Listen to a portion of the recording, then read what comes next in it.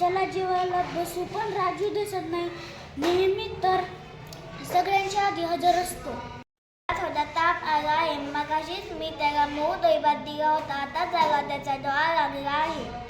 मग झोपू दे त्याला. आपण जेवायला सुरुवात करायची का? लगेच बसूया. मला खूप भूक लागली आहे. आज शाळेत लंगडीची मॅच होती. मी मॅच खेळून आले आहे. लगेच. आई, कोबीची भाजी कशाला गं केलीस?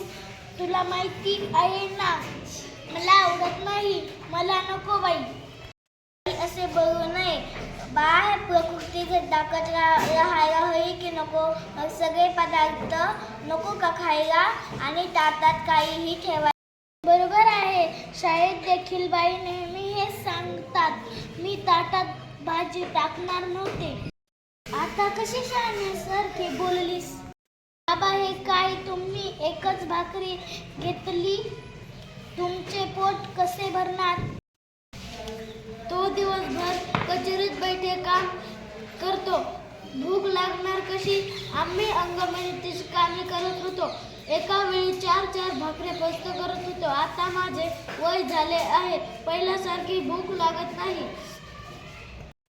सुद्धा भूक लागत नाही. सासूबाईचे जेवण किती कमी झाले आहे. सासूबाई तुमच्यासाठी अर्धी भाकरी कुस करून दुधात काढून ठेवली आहे.